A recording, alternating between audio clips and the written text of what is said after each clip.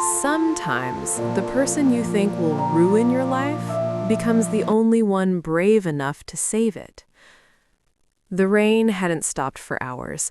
It fell against the roof of the small roadside cafe like 1,000 tiny fists. Inside, the lights flickered, the heater hummed, and Ava Parker sat alone with trembling fingers wrapped around a cup of untouched tea. She wasn't running from home. She was running from her heart. She had just ended a 3-year relationship with a man who couldn't even remember her birthday, yet remembered every excuse to break her spirit.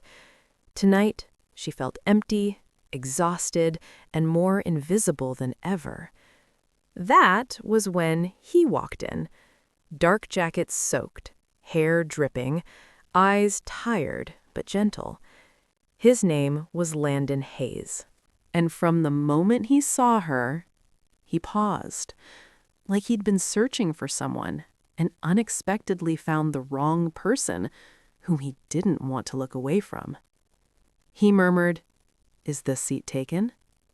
Ava shook her head. What neither of them knew was that this single moment would burn itself into both of their destinies. They talked, lightly at first, then deeply, then painfully truthfully. Ava found herself saying things she hadn't even said to her closest friends. Landon listened the way men rarely do, without trying to fix her, without judging, without drifting. And when the cafe closed early because of the storm, they stepped outside, only to realize neither of them had a way home through the flood. One decision changed everything.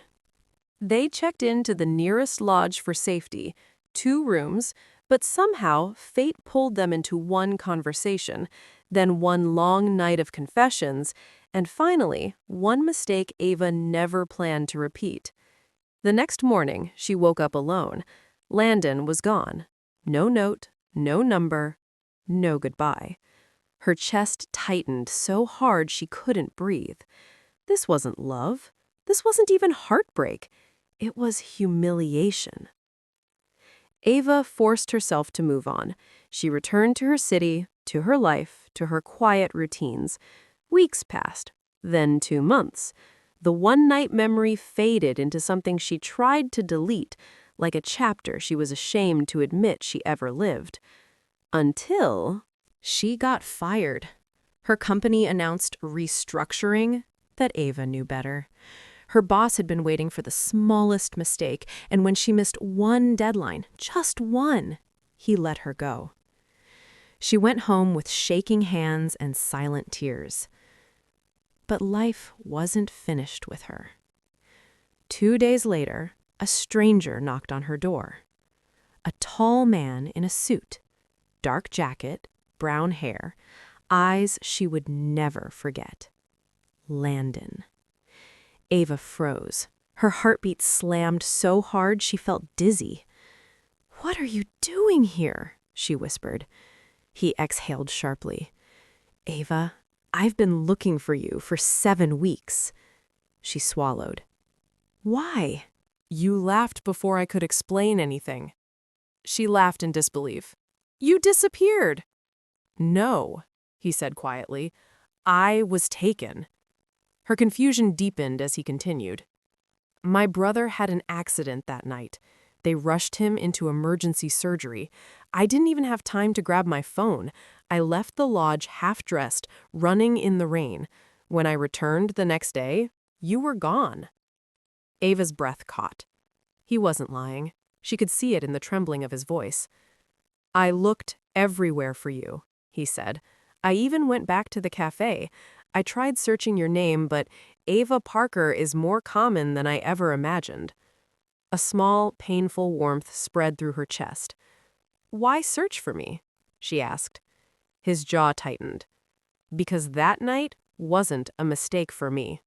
Before Ava could respond, another twist came crashing into the moment. A black car pulled up outside her building. A man stepped out. Tall, wealthy-looking, cold-eyed. Ava's ex. Ethan Moreland, the man who forgot her birthday, the man who broke her confidence piece by piece, the man she hoped she'd never see again. "Ava," Ethan said sharply, "we need to talk."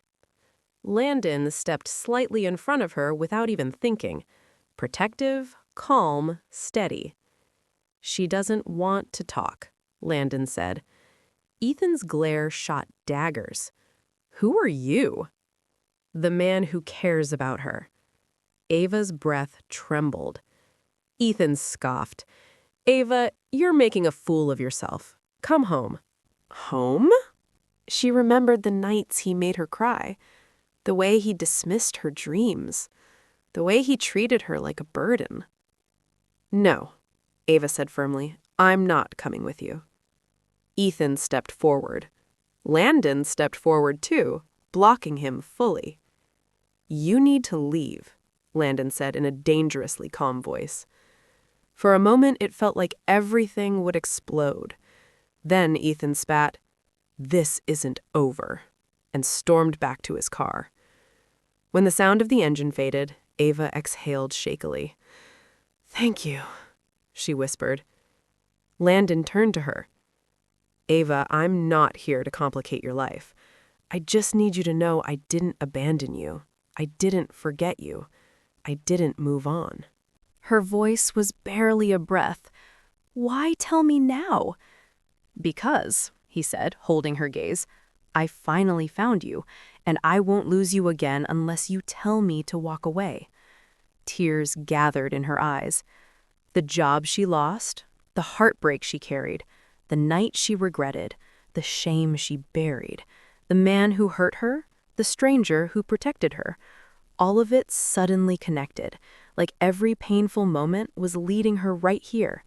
Slowly, she stepped closer. "Landon, don't walk away." He pulled her into his arms, gentle, steady, safe. For the first time in months, her heart didn't feel heavy. It felt like it had finally found a home.